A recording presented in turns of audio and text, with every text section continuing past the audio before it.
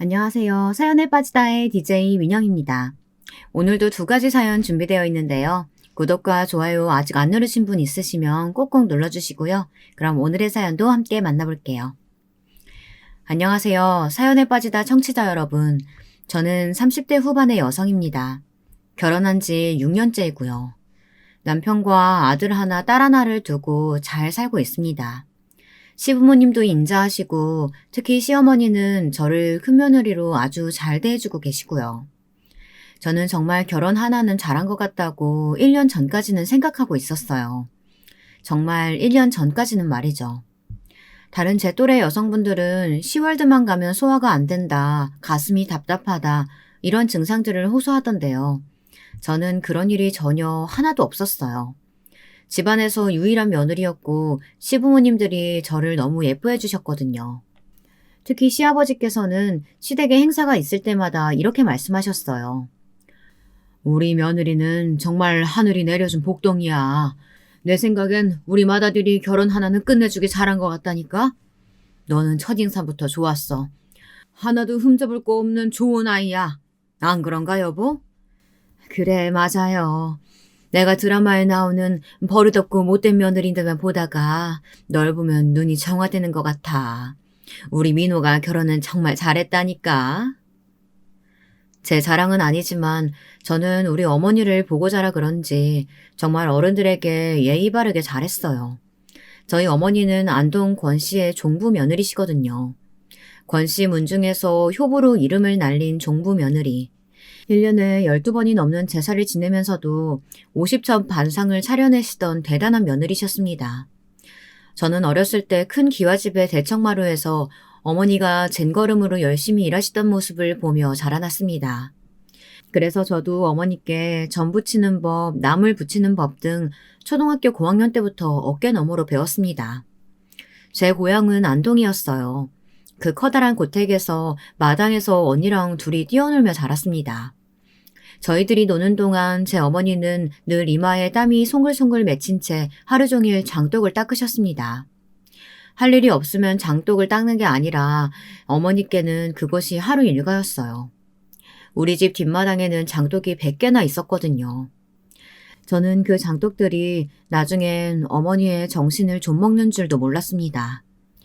그리고 저는 어렸을 적엔 어머니가 안동 권씨 가문의 종부라는 것이 너무 자랑스러웠어요. 제가 아주 동네방네 소문을 다 내고 다닐 정도로요. 학교 친구들이며 만나는 사람마다 우리 엄마는 종부 며느리란 말을 입에 달고 살았죠. 그런 저희 어머니가 딱 한 가지 못하신 게 있었어요.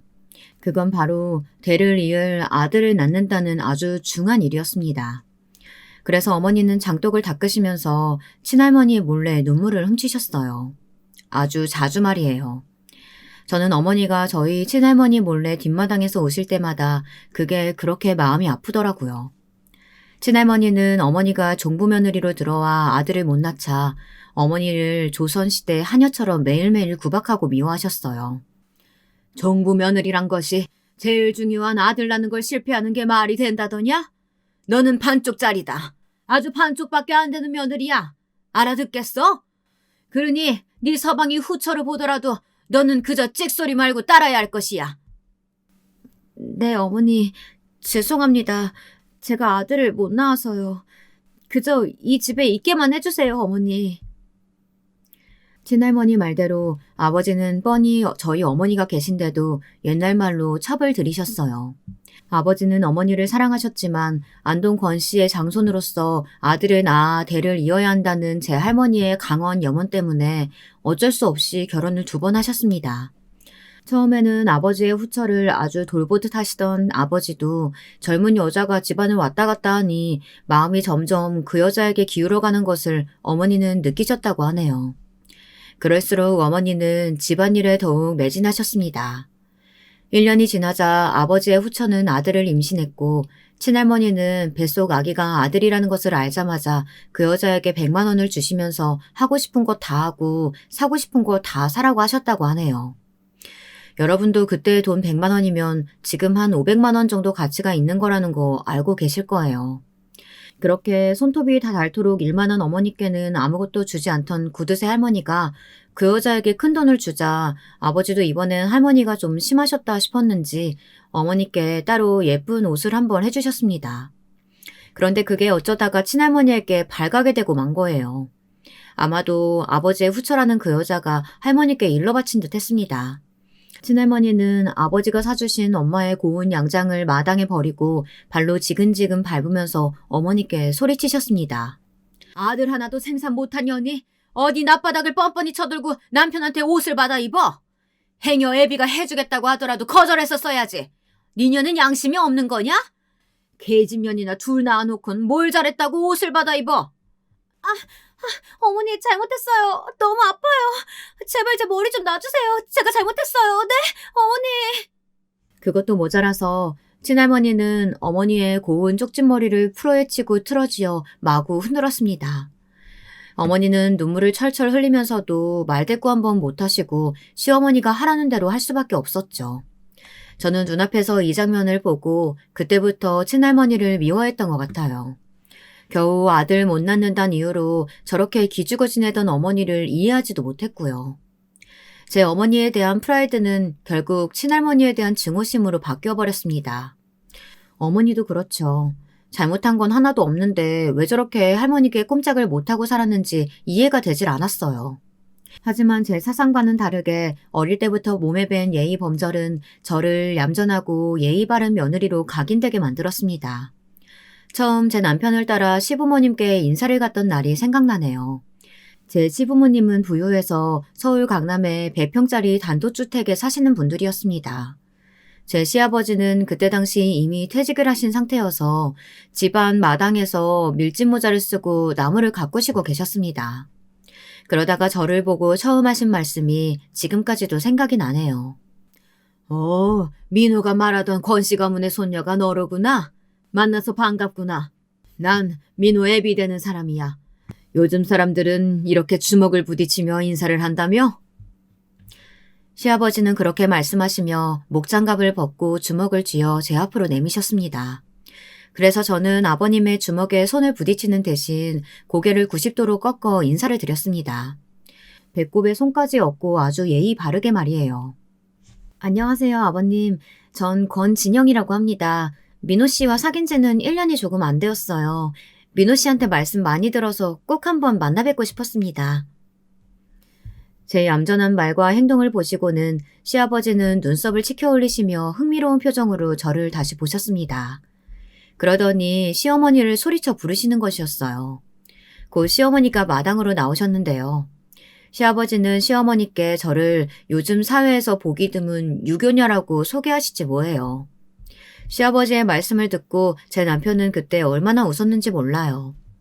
아버지도 그런 말을 다 하실 줄 아시냐면서 시어머니, 시아버지와 남편 이 세 사람이 마당에 서서 배를 잡고 하하 웃으시더군요. 그런 모습이 저는 정말 보기 좋은 한 가족으로 느껴졌습니다. 그리고 나도 이 가족들의 일원이 되면 너무 좋을 것 같다는 생각을 한 거예요. 그래서 저는 그때 남편과의 결혼을 결심하게 된 것이었습니다. 저희 시아버님은 동년배의 꼰대 같은 영감님들과는 다르게 뭔가 깨어있는 생각을 가지신 멋진 분이었어요. 제 긴장감을 아시고 그렇게 바로 풀어주신 걸 보면 알 수 있을 거예요. 시아버지와 천천히 이야기를 나누다 보니 많이 배운 사람의 인품도 보이고 너그럽고 여유 있는 그런 성격이셨습니다. 저는 시아버지가 아주 마음에 들었어요. 남아선호 사상의 결정체 같은 제 친할머니랑 정반대의 사상을 가지신 시아버지가 흔한 건 아니니까 말이에요. 8, 90년대 주말 드라마에 보면 시아버지가 남아선호 사상에 물들어서 며느리가 아들 못 낳는다고 구박하고 아내에게 툭하면 밥이나 차려오라면서 화를 내는 그런 캐릭터잖아요. 그런데 제 시아버지는 시어머니에게 주말마다 아침 밥상도 차려주시는 아주 신식 어른이었어요. 그것도 토스트와 계란 후라이, 베이컨 이런 것들을 좋아하시는 분이었죠. 제 시부모님들은 아들 둘에 딸 하나를 두고 사셨는데요. 큰아들이 바로 제 남편이고 작은 아들은 법대생이었어요. 그리고 막내딸, 그러니까 우리 신우는 그때 막 대학에 들어갔는데 공부를 잘해서 이미 고등학교 때 미국으로 유학을 가 있었더군요. 지금도 미국 캘리포니아에 살고 있습니다. 그래서 전 결혼할 때 외엔 시누이의 얼굴을 본 적이 없어요. 그건 뭐랄까, 제겐 아주 다행인 일이었죠. 시누이는 아주 자유로운 영혼의 미국인이라서 저와는 같이 살았으면 아마 많이 부딪혔을 성격이거든요. 제 남편은 직업이 회계사입니다. 명문대 회계학과를 나와서 숫자밖에 모르는 제가 보기엔 좀 꽉 막힌 성격을 가진 남편이죠. 하지만 중요한 건 저를 아주 사랑해준다는 것이에요. 그것만 있으면 좋은 남편이잖아요. 그리고 둘째 서방님은 서울대 법대를 나왔어요. 그것도 아주 우수한 성적으로 졸업해서 로스쿨을 거쳐 검사로 임명이 되었죠. 그런 시동생은 저의 자랑거리였습니다. 그런데 시부모님들은 저와 다르게 검사가 된 서방님을 막 치켜 세워주거나 칭찬해 주시지 않았습니다. 서방님이 로스쿨을 1등으로 졸업했을 때도 그저 무덤덤한 얼굴로 수고했다고 짧게 한마디씩 하신 것이 다였어요. 저는 좀 의아했죠. 여러분들도 이상하시죠? 만약 제 아이들이 서울대 법대생에 로스쿨까지 나와 검사가 되었다고 한다면 저는 어디든 그걸 말하지 않고는 못 베길 성격이거든요. 하지만 시부모님들은 그러시지 않았어요. 그저 당연한 듯이 둘째 도련님에게 이제 검사돼서 사회에 나왔으니 네 밥벌이는 해야 한다고 하시며 바로 용돈부터 끊으시더라고요. 대학 다닐 때는 공부만 하게 한다고 한 달에 50만 원씩 돈을 주셨거든요. 그런데 그 돈부터 바로 끊으시더니 취직했으니 이제 집에서도 나가라고 바로 내쫓으시더라고요. 그런데 남편도 그런 시부모님들을 보기만 하고 있는 거예요. 저는 하루는 시아버지의 생각이 이해가 안 돼요. 남편에게 물어봤을 정도였어요. 아니, 아버님, 어머님 말이야. 도련님이 친아들이 아니야? 왜 당신한테는 결혼할 때까지 집에서 사는 거 허락하시더니 도련님이 검사되자마자 쫓아내셔? 도련님이 뭐 잘못하기라도 했나? 그게 아니야. 난 사실 내 고집으로 우리 엄마 아빠 집에 얹혀 산 거나 마찬가지야. 우리 부모님은 대학만 졸업하면 그냥 집에서 독립해야 한다는 주의시거든. 그런데 나는 부모님과 헤어지기 싫어서 내 고집으로 우리 본가에서 살다가 자기랑 결혼해서 나온 거야. 나 거기 살면서 하숙생처럼 눈치 보고 부모님께 생활비 꼬박꼬박 드렸어. 우리 아버지는 그런 사람이야. 자식한테도 가차 없는 그런 스타일. 뭔지 알겠지? 그제야 저는 평소에 느꼈던 시아버지의 쿨함이 아주 잘 이해가 되는 것이었어요. 자식에게 큰 기대를 하지 않았으니 부담도 줄 필요가 없는 것이었고, 부담이 없었으니 둘째 도련님이 그렇게 쉽게 서울대에 들어갔을 테죠. 시부모님들은 자식들이 커가면서 공부해라 하는 잔소리를 일절 단 한 번도 하신 적이 없다고 합니다. 그것조차 그 애들의 인생에 간섭하는 것이라며 극도로 싫어하셨다고 하네요. 그러니 애들이 얼마나 스트레스 없이 자유롭게 잘 컸을까요? 저는 이런 분위기의 시댁을 제 친정과 비교를 안 할래야 안 할 수가 없었어요. 그도 그럴 것이 우리 친할머니는 맨날 하시는 말씀이 이거였거든요. 기집 애들이 많이 배워봐야 말이나 안 듣지. 네 언니도 그렇고 너도 대학은 갈 필요 없다. 대학은 우리 손자만 가면 되는 거야. 우리 손자는 앞으로 권씨 문중을 이끌어 나갈 장손이니까. 이런 차별적이고 경직된 안동 권씨 가문에서 자라난 저는 뭘 해도 안 될 거라는 부정적인 성격을 가지게 되었습니다. 하지만 그런 건 사회에 나와서 잘 포장하고 살았죠. 그래서 남편을 만날 수 있었던 걸지도 모르겠네요. 제 속 안에 들어있는 부정적인 감정과 성격들은 남편을 만날 땐 한 번도 내보인 적이 없었거든요. 그런데 그 부정적인 감정을 꼭 드러낼 수밖에 없도록 만든 사람이 있었어요. 제가 고발하려는 사람인데요. 그 사람은 바로 둘째 서방님의 아내인 제 동서입니다. 오늘 사연의 주인공이기도 하고요. 저는 사실 제 동서 때문에 너무도 열이 받아 화가 나서 이 사연을 쓰게 된 건데요. 그럼 지금부터 동서에 대한 이야기를 시작해 볼게요. 빌런은 지금부터 나오니까 여러분 귀를 잘 열고 들어주시길 바랍니다. 저와 동서는 우리 시댁과 같이 친정이 강남에 있는 큰 부잣집 딸이었어요. 그래서 그런진 몰라도 처음 봤을 때부터 버릇이 없고 시댁 알기를 좀 우습게 하는 여자였어요. 제가 동서를 1년 정도 객관적으로 본 결과니 오해할 일은 없으시길 바랄게요. 그런데 둘째 도련님은 평소에는 날카롭고 지적이신데 제 동서 같은 여자랑 결혼한 걸 보면 정말 허닥인 건 분명한 것 같아요. 게다가 동서는 무서운 비밀을 가지고 있었는데요. 그건 나중에 차차 말씀드리기로 하고요. 제가 동서를 처음 본 건 도련님이 결혼할 여자라며 동서를 데리고 시댁을 방문했을 때였어요. 그때는 동서도 처음 본 시아버지, 시어머니가 어렵긴 했는지 조금 주눅이 들어있더라고요. 그래서 제가 동서의 본성을 파악하는데 시간이 좀 걸린지도 모르겠습니다. 하여튼 도련님의 여자친구일 때는 분명 동서에게 별 문제가 없었어요. 그런데 서방님과 결혼을 하고 나서부터 저와 동서 사이의 관계가 삐걱거리기 시작했습니다. 동서는 자기 친정에서 외동딸로 자라났다고 하더라고요. 그래서였는지도 모르겠어요. 동서의 친정 어머니는 동서의 말이라면 꼼짝도 못할 정도로 벌벌 떨며 동서가 뭐라고 하든 들어주었습니다. 그러지 않으면 동서는 자기 친정 아버지를 부추겨서 어머니에게 벌을 내리라고 했었다고 하더라고요. 아니 어쩌면 자기 부모님을 그렇게까지 마음대로 조종할 수 있는 건지 저로서는 이해가 가지 않았습니다. 그게 진정한 부모 자식 사이인가요?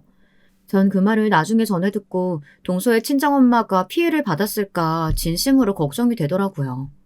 누구와 물건을 같이 나눌 일도 없었고 마음도 나누지 않았으니 동서는 배려라는 감정을 살면서 학습할 기회가 많지 않았겠구나 하는 생각이 들었어요. 하지만 그렇다고 해서 5살이나 어린 그 여자가 저를 우습게 보고 막말하는 건 좀 아니죠. 그건 정말 용서가 안 되더라고요.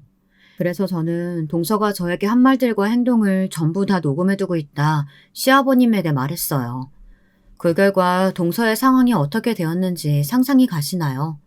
그 시원한 사이다 이야기는 나중을 위해 아껴둘게요.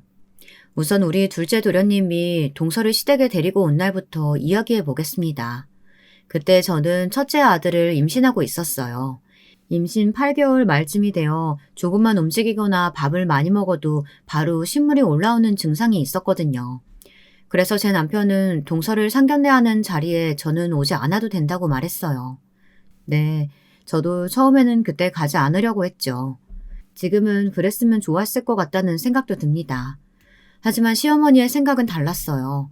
그래도 저도 가족인데 세 사람을 드리는 자리에 제가 있어야 할 것 같다고 하시는 것이었어요. 그래서 저는 할 수 없이 무거운 몸을 이끌고 참석을 했죠. 시부모님 댁에서 저희들은 모두 새 며느리 될 사람을 기다리고 있었어요. 그런데 동서는 시댁에 들어오자마자 처음 만난 저에게 어처구니 없게도 이런 말을 하는 거였습니다. 당신 뭐야? 아, 여기서 일하는 아줌마구나? 마침 잘 됐네. 내가 긴장해서 물이 너무 먹고 싶은데 물 한 컵만 떠다 줘. 아참, 난 레몬수 아니면 안 먹으니까 레몬즙 좀 타다가 가지고 오는 거 잊지 말고. 지아야, 이분은 네 형님 될 뿐이야. 우리 형의 와이프라고. 그러니 네가 아무거나 막 시켜도 되는 사람 아니야. 얼른 형수님에게 사과해. 우리 도련님의 말을 듣고 동서는 미간을 찌푸리면서 저에게 오만불손하게 고개를 꾸벅 숙였습니다. 하지만 그 태도는 절대 진심으로 미안해하는 사람의 태도는 아니었습니다. 마치 남편 된 사람이 시키니까 어쩔 수 없이 한다는 식이었습니다. 그러더니 제 곁으로 와서는 조그맣게 저만 들리는 정도로 중얼거렸어요. 그러니까 왜 헷갈리게 그런 이상한 앞치만 하고 문 앞에 서 있고 지랄이야. 아, 진짜 내가 꼴 같잖아 가지고. 우리 자기랑 결혼만 하면 내가 이딴 여자는 상종이나 하나 봐. 뭐라고요? 도대체 초면에 무슨 그런 소리를... 어머, 제가 무슨 말을 했다고 그러세요? 형님, 기가 안 좋으신가 보다. 아니면 혹시 정신에 문제 있어요? 제가 너무 어이가 없어서 큰 소리로 동서에게 반박하려고 하자 동서는 제 입을 급히 막고 웃으며 저를 미친 여자 취급을 하는 거였습니다. 동서의 사이코패스 같은 이중성에 저는 너무나 놀라고 경악했어요. 게다가 이 여자는 저보다 한 수 위라는 것을 분하지만 저는 인정할 수밖에 없었습니다. 저는 살다 이런 불려우 같은 여는 처음 봤어요. 왜냐고요? 도련님이 동서에게 시부모님을 소개시켜주자마자 동서는 시어머니에게 딱 달라붙어 마치 시녀처럼 무엇이든 해주려고 하는 것이었습니다. 시어머니가 좀 덥다고 중얼거리시자 동서는 호들갑을 떨면서 말했습니다. 아, 오늘 날이 더운가? 잠깐만 여기 있어봐요. 땀이 다 나네. 어머, 어머니 더우신가 보다. 제가 에어컨 켜드릴게요. 오빠, 에어컨 리모컨 좀 갖다 줄래? 어머니, 제가 얼음물 좀 떠올까요? 됐어요. 형님은 임신해서 움직이기 힘드니까 제가 다 할게요. 그냥 앉아만 계세요. 와, 자기 정말 부지런하게 움직이네. 여기가 그래도 시집이라서 그런가? 보통 자기 안 그러잖아. 공주님처럼 앉아서 나한테 심부름만 시키면서. 오빠, 왜 그래? 시부모님 앞에서. 내가 그래도 오빠한테 해준 것도 많잖아. 둘째 도련님이 비아냥거리자 동서는 험하게 눈을 부라리며 둘째 도련님에게 억지로 웃어 보였습니다. 이때 저는 동서의 아나무인 같은 성격을 조금 간파했습니다. 제가 눈치가 빠르다는 말을 많이 듣거든요. 저는 그런 동서의 아기에 머리가 어지러질했어요. 모든 동서의 행동이 역겹게 느껴지고 이 자리를 빨리 빠져나가고 싶었습니다.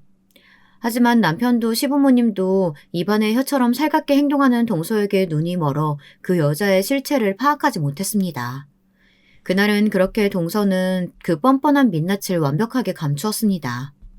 결국 둘째 도련님은 그 악마 같은 여자와 결혼을 하고야 말았어요. 그때 도련님은 사법연수원 연수생이었는데요. 둘째 도련님은 나중에 검사가 되라고 하시는 시아버지의 말씀에 판사가 되고 싶은 마음을 접고 검사 쪽으로 지원을 했다고 하더라고요. 제 남편은 시아버지께 수능적인 데 반해 도련님은 자기 하고픈 대로 하기도 했던 모양이었지만 그래도 저희 집안에서는 아버님의 영향이 적지 않게 작용하긴 한 것 같습니다. 우리 신우는 둘째 도련님 결혼식에 잠깐 얼굴을 비추고 한 이틀 집에 있다 다시 미국으로 획 가버렸어요. 신우는 집에 며칠 있으면서도 있는 듯 없는 듯 자기가 아가씨 때 쓰던 방에서 잘 나오지도 않았어요. 저는 남편에게 어느 날 물어봤습니다. 도대체 신우이는 왜 미국에 갔으며 시어머니하고 한마디도 하지 않고 혼자 고립된 채 방 안에만 있었는지 말이에요. 그랬더니 남편은 정말 난감한 표정을 지으며 고개를 흔들었어요.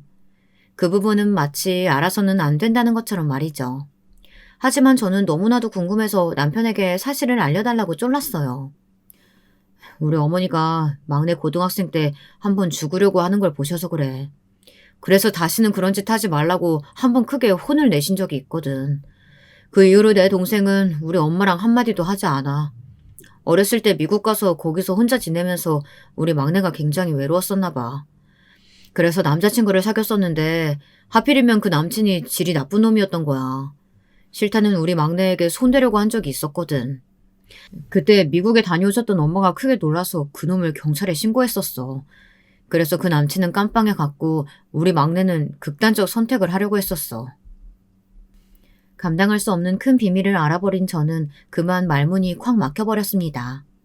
눈물이 그렁그렁해서 아무 말도 못하는 저를 보자 남편은 괜한 사실을 꺼내놨다면서 시어머니께는 제가 알고 있다는 사실을 비밀화라고 말했습니다.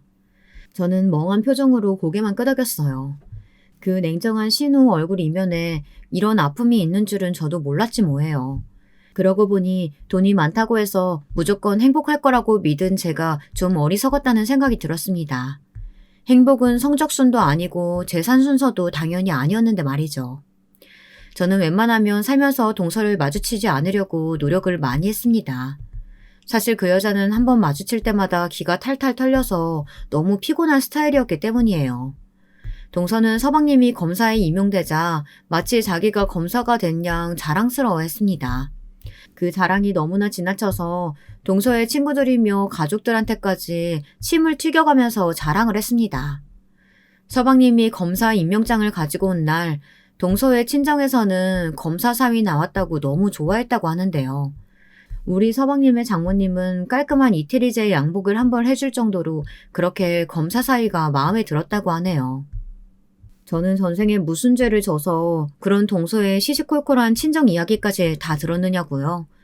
동서는 아주 작은 거라도 저에게 우월감을 느끼려고 그렇게 자랑질을 해댔거든요. 저는 동서와 안 만나려고 그렇게 용을 쓰긴 했지만 마주칠 일이 없으니 동서는 일부러 제게 전화까지 해서 서방님의 일거수일투족을 스포츠 중계하듯이 자세하게 자랑하는 것이었어요. 글쎄 오늘도 우리 남편이 말이죠. 이렇게 시작되는 전화통화 내용은 이랬습니다.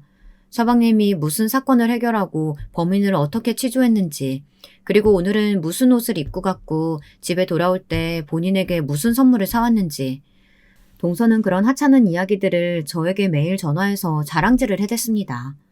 그러니 듣고 있는 저는 귀에서 피가 날 정도였죠. 여러분들도 다들 아실 거라고 생각합니다. 교장 선생님이 아침조에 훈화 말씀하실 때 어떤 느낌인지 말이에요. 뭔 소리 하는지 관심도 없고 쩍쩍 하품만 나오고 얼른 안 끝나나 그런 생각밖에 안 들잖아요. 그런데 말하는 사람은 그렇게 자기 공만 치하하고 자랑만 늘어놓는 그런 느낌 있잖아요. 검사 직위는 우리 서방님이 받았는데 동서는 완전히 자기가 검사인 양 그 역할에 도취해 있었던 것 같습니다. 어린애들 중 자기 아빠를 자랑하고 아빠가 무슨 높은 자리에 있으면 꼭 자기가 그 권력을 가진 것처럼 남들을 휘둘러대는 그런 철부지 애들 있잖아요. 동서는 꼭 그런 철없는 아이들 같았습니다. 네, 맞습니다. 처음부터 동서의 저런 행동들을 받아준 제 잘못인 것 같습니다. 그래도 처음에는 동서랑 척을 지기 싫어서 그 지겨운 자랑질들을 다 들어줬습니다. 그랬더니 처음엔 10분, 20분 되던 통화 시간이 점점 1시간이 넘어가는데 저도 더 이상 참을 수가 없더라고요. 그래서 동서에게 따끔하게 한마디 해줘야겠다고 생각했습니다. 그래서 저는 큰맘 먹고 어느 날 또 동서에게 전화가 왔기에 선언을 했죠. 동서, 내가 참다 말하는 건데 앞으로 이런 쓸데없는 이야기 할 거면 전화하지 말았으면 좋겠어. 동서는 아직 아기도 없지? 난 애가 이미 둘이나 돼. 그리고 우리 애들 예민해서 전화벨 소리에도 깨거든? 그럼 걔네들 돌봐야 하는 건 나야. 그러니까 동서, 평소에 전화 좀 안 했으면 좋겠어.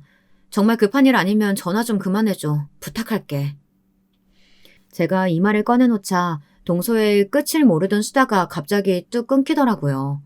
동서가 몇 초간 아무 말도 없이 거칠게 숨을 몰아쉬는 것이 느껴졌습니다. 저는 동서가 제 말을 알아들었는 줄 알았어요. 안도하면서 전화를 끊으려고 할 때 동서가 갑자기 소리를 꽥 하고 지르는 것이었어요. 뭐라고? 나 참 어이가 없어서 서민 주제에 네 년이 뭐라고 형님 명세야? 이 미친년아. 어디서 내가 얘기하는 거에 토를 달아? 그딴 식으로 해봐. 내가 우리 남편한테 너를 어떻게 말하는지 두고 봐. 나한테 잘 보여야 그 목숨 그리고 그 형님 지위 그거 유지할 수 있는 거라는 거 몰라? 앞으로 많이 곤란해질 거야. 그렇게만 알아도. 동서의 그 미친 듯한 발언에 저 역시 어이가 없어졌습니다.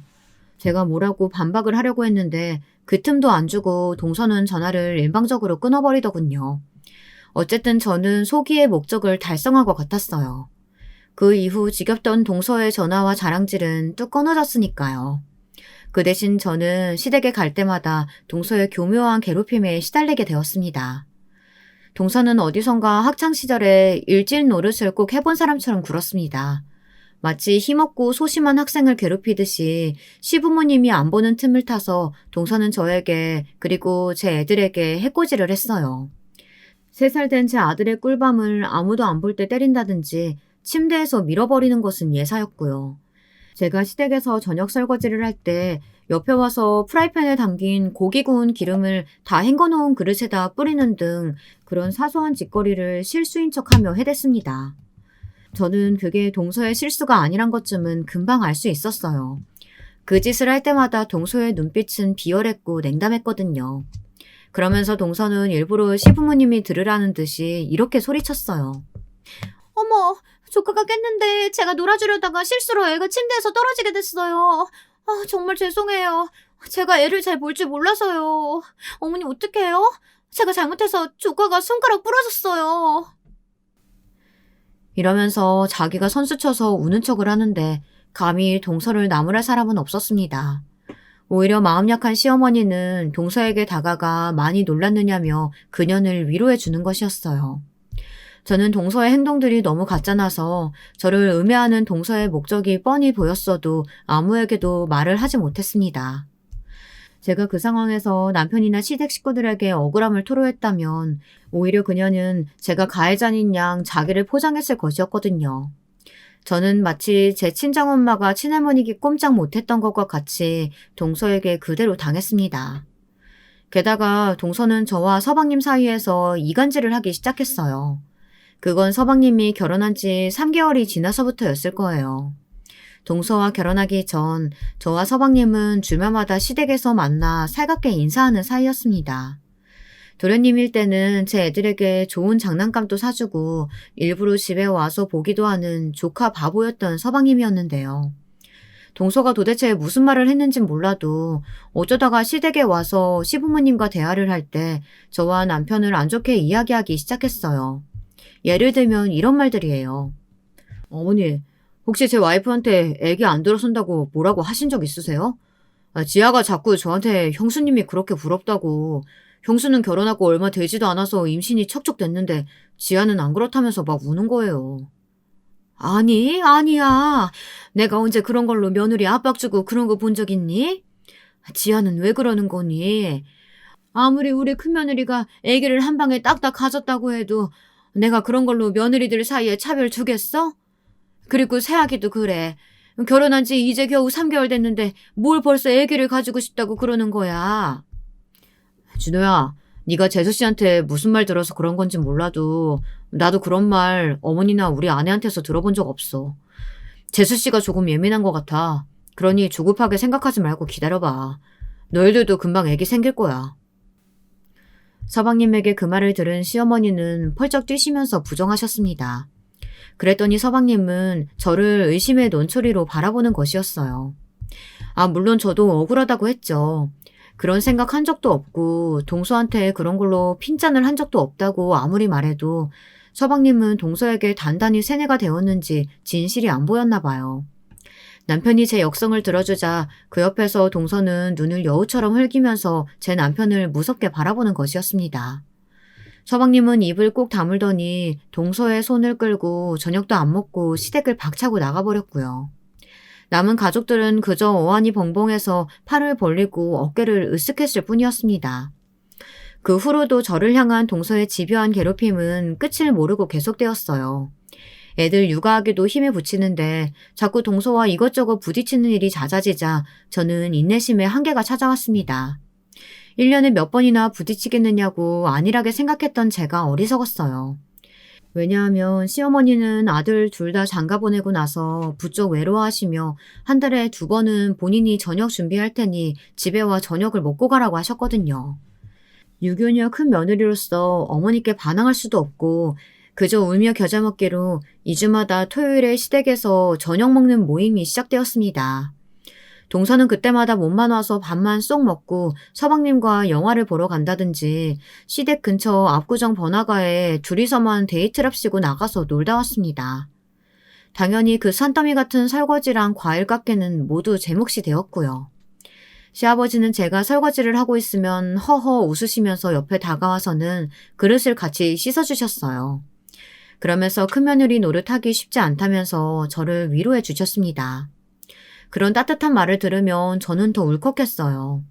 그 몇 개월간 저는 아버님 덕분에 폭발하지 않고 지낼 수 있었습니다. 그러나 동서는 시댁에선 저를 괴롭히기 여의치가 않자 이번에는 카톡방에서 저를 괴롭히기 시작했습니다. 매일 새벽에 카톡을 보내 별것도 아닌 욕을 한다던가 잠을 못 자게 폭탄 문자를 예약해 저를 힘들게 하기 시작했어요.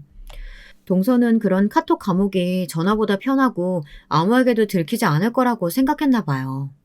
저는 동서가 제게 보낸 욕설이 가득한 카톡을 화면 캡처해서 다 모아두었습니다. 그리고 동서가 서방님이 일하러 나가는 동안 뭘 하는지 알아봐 달라고 흥신소에 의뢰를 해두었어요. 저 역시 가만히 있다간 완전히 동서의 따까리가 되어 평생 괴롭힘을 당하다 정신병에 걸릴 것 같았거든요. 그랬더니 저는 동서의 엄청난 비밀과 약점을 알아낼 수 있었습니다. 동서는 글쎄 서방님과 결혼하기 전 더럽게 놀던 남자친구가 있었더라고요. 그런데 결혼하고 얼마 안 되어 그 남자친구가 연락을 해왔다고 하더군요. 동서는 그 사람과 몰래 만나서 서울 외곽에 있는 모텔에서 바람을 피우고 있었던 것이었습니다. 일주일에 한 번씩 동서는 짙은 선글라스를 끼고 어디론가 외출을 했답니다. 집에서 조금 떨어진 버스 정류장에서 그 남자가 차를 타고 기다리고 있었고 동서는 그 차를 타고 서울 바깥으로 나갔다고 합니다. 저는 흥신소에 되도록 많은 사진을 찍어달라고 부탁을 했습니다. 둘이 모텔에서 나오는 사진이 많으면 많을수록 좋다고 말했어요. 흥신소에서는 돈을 받을 만큼 아주 일을 만족스럽게 잘해주었습니다. 동서의 불륜 증거가 담긴 사진들이 100장이 넘어가자 저는 드디어 그 사실을 터뜨려야겠다고 결심했습니다. 그러나 서방님을 만나기 전에 저는 그 사진들과 제 핸드폰에 캡처된 동서의 욕이 가득 찬 카톡을 들고 시아버님을 먼저 만났습니다. 시아버지는 제가 1대1로 만남을 청해오자 조금 의아하셨나 봐요. 집으로 오지 않고 밖에 있는 카페에서 만나자고 말씀드렸거든요. 그래, 무슨 일이야? 우리 큰며느리가 이 시애배를 밖에서 다 보자고 하고.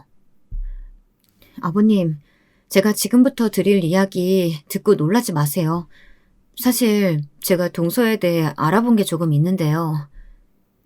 저는 아버님의 눈앞에 동서의 불륜 사실을 뒷받칠 만한 증거와 그동안 저에게 했던 전화 녹음 내용, 제 욕이 가득 쓰여진 카톡 내용을 전부 보여드렸습니다. 그 사진들을 직접 보신 후 당연히 시아버지는 극대노를 하셨습니다. 아버님은 환한 얼굴로 당장 동서에게 전화를 걸어 저녁에 시댁으로 오라고 말씀하셨습니다. 하지만 동서에게 전화하실 땐 아무렇지 않은 톤으로 말씀하셨죠. 그리고는 제 어깨를 두드리면서 걱정하지 말라고 아버님이 본인의 선에서 해결을 하시겠다고 하셨습니다. 그 운명의 저녁이 다가왔어요. 저는 되도록 불쌍하게 보이게 아무 꾸밈도 없이 맨 얼굴로 시댁에 갔습니다. 영문을 몰랐던 남편은 아버지가 갑자기 왜 호출을 하시냐고 하면서 조금 볼멘 소리를 했습니다. 사실 그날 저녁 집에 일찍 퇴근한 남편은 치킨에 맥주 한잔 하면서 유럽 축구 경기를 보기로 했었거든요. 하지만 저는 남편에게 꼭 같이 가야 한다고 축구보다 더 중요한 경기가 있다고 말했습니다. 도대체 무슨 꿍꿍이인 거냐고 남편은 반쯤 저를 의심했지만 더 불평하지 않고 시댁으로 함께 갔습니다. 애들은 제 친정엄마에게 맡겼어요. 어머니께 제 집에 올라와서 하룻밤만 애들을 좀 봐달라고 부탁드렸죠. 곧 난장판이 벌어질 텐데 그 난장판에 애들까지 데리고 갈 수는 없지 않겠어요. 저와 남편이 시댁에 도착하자 서방님 내외는 이미 와 있더군요. 저녁상은 상다리가 부러지게 각종 음식들이 차려져 있었어요. 마치 명절인 것처럼 말이에요. 저는 속으로 놀랄 수밖에 없었습니다. 시어머니도 아직은 동서의 불륜 사실을 모르고 계셨던 게 틀림없었습니다. 만약 알게 되었다면 저렇게 동서와 웃으며 이야기하고 있을 수는 없었겠죠. 저는 괜히 주눅이 들어 쭈뼛거리며 식탁에 앉았습니다. 밥 먹는 그 순간이 정말 10년처럼 길게 느껴지더라고요. 상을 치우고 다 같이 있는 자리에서 시아버지는 굳은 얼굴로 동서의 그 사진을 꺼내놓으셨어요. 서방님은 식탁에 아무렇게나 널브러진 동서의 불륜 사진을 보고는 눈을 커다랗게 뜨며 경악해 소리쳤습니다. 지아야, 이게 무슨 일이야?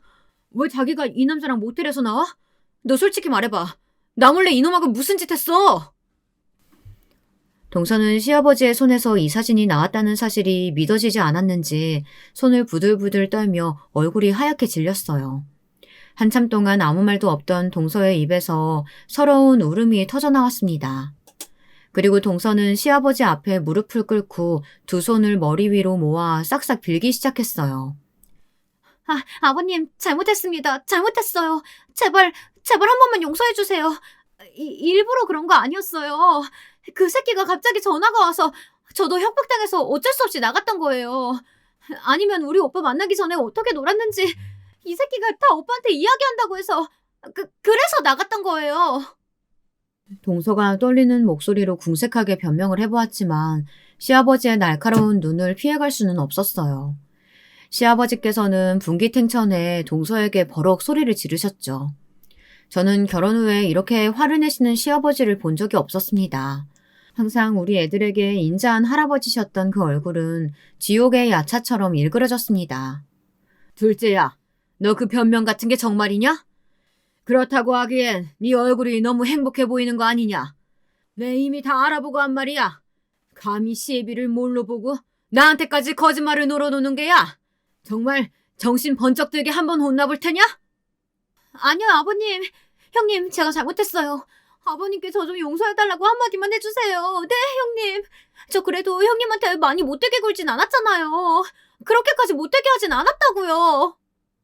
동서는 제 앞에서 눈물을 펑펑 쏟으며 고개를 꾸벅꾸벅 조아리며 용서를 빌었어요. 저는 그런 동서를 말없이 외면함으로써 절대 동서를 용서하지 않겠다고 결심을 보였습니다. 시아버지는 마룻바닥에 꿇어앉은 동서에게 다가가 커다란 손바닥으로 뺨을 시원하게 올려붙여 버리셨어요. 평소에 아무렇지도 않게 거짓말하는 사람을 제일 혐오하고 경멸하는 것이 바로 시아버지의 성격이었거든요. 그런데 동서는 아직 그런 시아버지의 성격을 파악하지 못했던 거죠. 동서는 설마 아버님이 뺨을 때리실 것까지는 예상을 못했는지 눈물 범벅인 눈을 크게 뜨고 시아버지를 바라보고만 있었습니다. 곧이어 시아버지는 동서에게 한마디 한마디 힘주어 말씀하셨습니다. 그런데다가 둘째 네가 뭐라고 우리 큰며느리한테 이런 끔찍한 짓을 했어? 얼른 진영이한테 잘못했다고 더 빌어. 위아래도 없이 말이야. 어디 감히 집안 막내가 되어가지고 이런 못된 짓을 할 수가 있니? 이 애는 네 형님이야. 우리 집안 큰며느리라고. 안 되겠다. 내 너희 부모님을 호출해야겠다. 그리고 너 어서 우리 준호랑 헤어져라. 그렇게밖에 이 일은 해결할 길이 없다. 내 예전에 가정법원 판사였을 적 이런 일들 많이 봤지. 그 지경에 가서 이혼한 부부들 절대로 다시 재결합 자체가 안 돼. 너는 유책 배우자니까 입이 10개라도 할 말이 없을 거다. 알겠어? 알았으면 이 집에서 당장 나가. 우리 준호랑도 헤어지고. 아버님, 제발 한 번만 용서해주세요. 저 이렇게 친정으로 쫓겨가면 저희 아빠한테도 혼나요. 저 좀 살려주세요. 네? 제발요. 동서는 비련의 주인공처럼 그 자리에 쓰러져 목이 쉬어라 울어댔습니다. 하지만 시댁은 쥐죽은 듯이 고요하기만 했어요. 가족들 중 누구도 시아버지 말씀에 토를 달지 못했어요. 저는 그때서야 아버님이 전직 부장판사였다는 것을 알게 되었습니다. 어쩐지 서방님에게 검사를 지망하라고 강력하게 권하시더니 저희 아버님도 법조계에 계셨던 분이었던 거예요. 이렇게 시아버지께서 저 대신 동서에게 시원한 사이다 복수를 해주신 덕분이었을까요? 저는 너무너무 속이 시원해 10년 묵었던 체증이 확 내려가는 것을 느꼈어요. 반대로 우리 서방님은 패닉 상태가 되어 쓰러져 있는 동서를 수습해 아버님 댁에서 달아나듯 집으로 가버렸습니다. 그 후에는 어떻게 되었냐고요? 당연한 수순으로 서방님과 동서는 이혼을 하고 말았습니다. 시아버님이 후배 판사님에게 부탁해 초고속으로 이혼 수속을 밟아달라고 하셨다고 하더라고요. 동서는 유책 배우자니까 서방님은 동서네 집안에서 위자료를 받았습니다. 다행히 둘 사이에 아이는 없어 깨끗하게 이혼이 성립되었습니다. 동서는 그 이후 자기 집에서 한번 극단적인 선택을 하려고 했다더군요. 동서의 부모님은 그 사실을 가지고 제 시아버지를 협박하려는 듯 집까지 찾아와 막말을 하셨다고 합니다. 하지만 제 시아버지는 이미 이혼한 사이에 당신네들 딸이 잘못한 일을 가지고 왜 우리 도련님에게 책임을 떠넘기냐고 하시며 그 사람들을 바로 집으로 쫓아내고 경찰을 부르셨다고 합니다. 시아버지는 한 번 아니라고 생각되면 칼같이 끊어내시는 성격이셨거든요. 저는 이번에 동서의 불륜과 서방님의 이혼 사건으로 시아버님이 의외로 냉정한 성격을 가졌다는 것과 잘못된 일에는 무관용인 면을 보게 되었습니다. 그 화살이 그때는 동서를 향해 있었기 때문에 다행이었죠. 만약 나중에라도 제가 시아버님의 심기를 건드리면 저도 어떻게 될지 아버님이 좀 무섭고 섬뜩하더라고요. 뭐 다행이라면 다행이지만 아직까지 저는 시아버님의 사랑을 듬뿍 받고 살고 있어요. 아버님은 예의 바른 유교녀인 저 같은 며느리를 좋아하시니까요. 여러분, 이건 조금 다른 이야기지만 제 어머니도 얼마 전 한많은 종갓집 며느리 생활을 청산하시고 끝내는 친정아버지와 황혼 이혼을 하셨습니다. 아버지가 후처를 들이신 것도 이혼의 이유였죠. 하지만 제 배다른 남동생에게만 모든 재산을 물려주시겠다고 선언하신 것에 어머니가 그만 폭발해 버리신 거예요. 저희 친정아버지는 아직도 살아계신 친할머니를 거역하지 못하고 눈치만 보다 결국 제 동생에게만 모든 권한과 재산을 물려준다고 유언장에 공증을 받아버리신 거였습니다. 제 언니와 저는 그 소식을 듣고 정말 어처구니가 없었어요. 그리고 그 심정은 제 어머니도 마찬가지였습니다. 진영아, 나 이제 그만할란다. 35년을 종부 며느리로 살았는데 그년의 자식놈한테만 재산 주고 그럼 나는 그 모진 세월 무엇으로 보상받니? 너도 알잖아. 네 친할머니가 어떤 분이신지. 그 노인네 찔러도 피 한 방울 안 나올 양반이야. 그년이랑 그 아들놈한테 홀랑 넘어가서 너랑 네 언니 결혼할 때도 돈도 한 푼도 보태주지 않았잖아. 네 언니한테도 전화해 봤는데 당장 이혼하라더라. 너도 그런 생각이니? 이게 네 아버지가 잘못한 거 맞지? 그래, 엄마. 그 잘난 종갓집 뭐가 좋다고 그렇게 고생하면서 살았는지 몰라. 나도 그런 거 다 부질없다 생각했어요. 결혼해서 살아보니까 무조건 착하게만 해서는 안 되겠더라고요. 할 말 있으면 다 하고 권리 주장할 건 해야 시댁 어른들도 나를 무시하지 못하지. 이번에 동서 이혼당한 거 보고 나도 엄마 생각 많이 했어. 엄마, 아빠랑 친할머니밖에 없는 세상에서 얼른 나와요. 우리 집 근처로 와서 살자, 어? 늙음하게라도 행복해야지. 언제까지 가스라이팅 당하고 살 수는 없잖아요. 저는 이번에도 시아버님께 후배 판사님을 소개받아 어머니의 이혼 소송을 아주 성공적으로 끝낼 생각입니다. 어머니께서 시집 온 후 고생하셨던 것 다 금전적으로 보상받고 정신적인 피해 보상까지 주장해서 어머니에게 승소와 거액의 위자료를 안겨드리려고 합니다. 여러분, 오늘 제 이야기 어떠셨나요? 저는 이번 일로 느낀 것이 있어요. 사람은 그 행위대로 보상받고 벌도 받는다는 사실이요. 이건 변할 수 없는 진리인 것 같습니다. 저는 판사 시아버지 덕에 통쾌하게 못된 동서에게 복수라도 했지만 아직도 더럽고 치사한 시댁살이를 하시거나 동서나 형님에게 고통받고 있는 이 시대의 며느리들이 계시겠죠.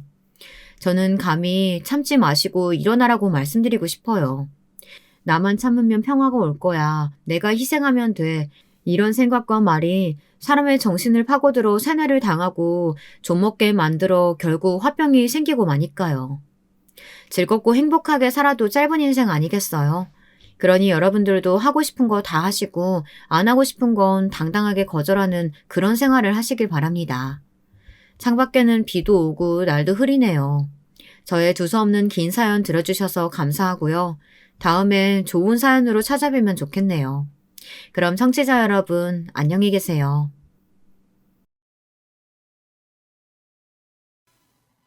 여러분, 두 번째 사연 시작하기 전에 좋아요와 구독 꼭 눌러주실 거죠? 그럼 두 번째 사연 바로 시작합니다.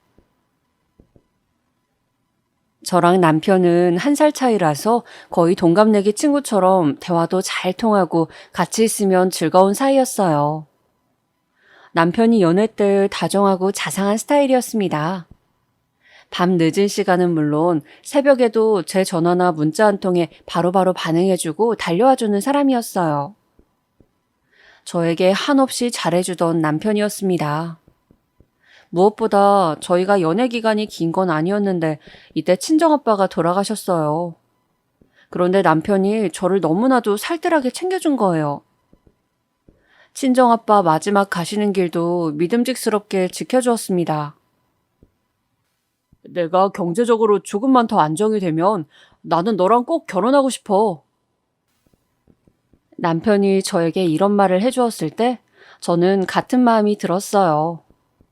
바로 그때 제가 이 사람과 결혼하고 싶다는 것을 저도 깨닫게 되었죠.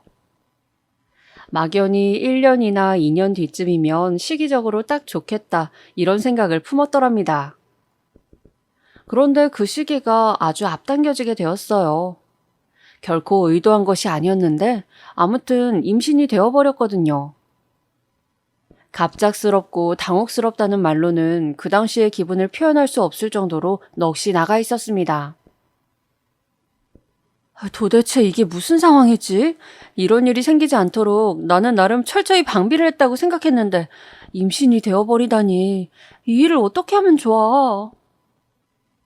사흘을 혼자 고민하다가 남편에게 말했었죠. 분위기를 잘 살펴가면서 임신했다는 고백을 하는데 남편이 깜짝 놀라면서도 무척 기뻐하는 거예요. 그 모습을 보면서 저는 안심이 되었던 것 같아요. 결혼하기에는 너무 이른 시기라 생각이 되었던 때였지만 뱃속에 생긴 생명에게는 그 어떤 잘못도 없었기에 이 생명을 저버린다는 선택지는 차마 고를 수 없었습니다. 그래서 남편하고 바로 결혼을 해버렸어요. 친정에 있던 재산과 제가 짧은 사회생활을 하면서 모았던 돈, 그리고 시댁에서 보태주는 돈을 합쳐서 전셋집에서 첫 결혼 생활을 시작하게 되었어요. 그때가 막 대대적인 전세 사기 범죄가 수면 위로 떠오르던 때였기 때문에 겁도 났지만 시부모님께서 건너 지인을 통해 알아봐 주신 매물이었기에 감사하게도 전세 계약을 할 수 있었습니다. 그리하여 신혼집 위치는 시댁과 상당히 가까운 동네였고요. 결혼은 미친 짓이다라는 희대의 명언이 있기 전에 결혼은 지극한 현실이다라는 명제가 있죠. 저는 결혼을 하고 그것을 절실히 체감하게 되었어요. 섣부른 판단과 성급한 상황이 어우러져 만들어낸 결혼. 그 안으로 뛰어들자마자 새로운 세계가 펼쳐졌답니다. 우선은 가장 먼저 저와 결혼하여 배우자가 된 그 당사자 남편하고 미묘한 불협화음을 내기 시작했던 것부터 거슬렸습니다. 나이가 지긋하신 분들이라든지 결혼 생활이 아주 오래되신 분들의 시각에서는 이런 점이 사소하고 우습게 보이실 수 있겠지만 저는 무척 심각하였어요. 별거 아닌 것 같은데 이런 것들이 결혼 생활 초반부터 쌓여가면서 저의 신경을 건드려댔습니다. 예를 들자면 대략 이런 상황들이었는데 한번 잘 봐주시겠어요? 오빠, 나 지금 집에 들어가는 길. 오빠는 퇴근 언제 할 거야? 왜 아직도 일 마쳤단 소리가 없어? 연락하는 거 깜빡했다. 나 오늘 급하게 일이 좀 추가가 됐어. 밤 10시나 돼야지 퇴근할 것 같은데. 왠지 그럴 것 같더라니. 오빠 집에 들어오면 11시쯤이겠네? 나 그때까지 너무 외로운데? 어제는 오빠가 퇴근 후에 친구들이랑 약속이 있어서 늦게 왔잖아. 나 계속 혼자 있으면 너무 심심해. 그럼 내가 더 일찍 가보도록 할게. 무조건 11시 되기 전에 집에 들어갈 거야. 이렇게 대화를 마친 후 저는 먼저 집으로 도착해서 간단히 저녁을 먹었습니다. 그리고 집안 청소를 한 다음에 입이 심심해서 과자를 먹었죠. 참고로 남편은 과자를 잘 안 좋아했어요. 밥이라든지 각종 음식은 안 가리고 다 잘 먹고 음료수나 아이스크림 이런 것도 즐겨 먹는데 과자류는 별로 안 좋아하고 가리는 게 많았습니다. 그래서 집에 있는 과자들은 거의 다 제 차지였어요. 어차피 남편은 과자를 같이 먹지도 않으니까 저 혼자서 주워 먹었고요. 그러고 있다 보니까 나른해져서 잠시 눈을 붙였습니다. 임산부가 되니까 호르몬이라는 게 저를 조종하더라고요. 침대에서 과자 오물거리다가 끝내 잠이 들었는데 집에 돌아온 남편이 화를 내는 겁니다. 너 뭐야? 내가 기껏 너 때문에 일 더 빨리 마치고 돌아왔는데 너는 지금 퍼질러서 자고 있어? 오빠 이제 왔어? 뭐야, 시간 보니까 거의 11시 다 돼가네. 딱히 더 일찍 온 것도 아니잖아. 갑자기 왜 큰 소리를 내? 11시가 아니라 10시 30분 아니야. 큰 차이라고. 나는 일이 많아서 하루 종일 회사에서 시달렸는데 그래도 와이프가 외로워하는 것 같아서 심심하다길래 신경 써서 일 빨리 처리하고 와봤더니 침대에서 과자 처먹다가 자고 있었냐? 부스러기 다 흘려가면서. 너는 애가 왜 이렇게 매너도 없고 버르장머리가 하나도 없냐? 이런 식으로 매사에 너는 이기적으로 군다고. 얼핏 잠에 들었던 저를 깨우더니 저렇게 말을 한 남편은 화가 난 발걸음으로 침실을 나갔고 남겨진 저는 어리둥절할 따름이었죠. 도대체 제가 무슨 큰 잘못을 했나 싶어서요. 그래도 남편이 어쨌거나 일을 오래 하다가 집에 왔고 스트레스를 받은 일이 있었겠다 싶어서 조심스럽게 대화를 청했습니다. 하지만 남편은 이럴 거면 그냥 자기 보고 일찍 오라는 말이나 혼자 있어서 심심하다는 말을 하지 말지. 왜 그런 말을 해서 사람 바보 만드냐면서 제 기준에서는 이상한 잔소리를 퍼부었습니다. 혼자서 먹을 것도 잘 먹고 잘 쉬면서 왜 자기한테 쓸데없는 말을 했냐면서 혼자 씩씩거리더라고요. 요지가 뭔지 나는 이해를 못하겠네. 회사에서 무슨 안 좋은 일이 있었겠지? 그래서 나한테 욱하는 바람에 아무 말이나 하는 것 같네. 내가 그냥 넘어가자. 저는 황당한 마음에 앞서서 남편에게 뭐라고 해야 할지도 모르겠으니까 그냥 넘어갔고요. 그런데요, 이런 식의 자잘한 일화가 저희 부부 사이에서 자꾸만 쌓여갔습니다.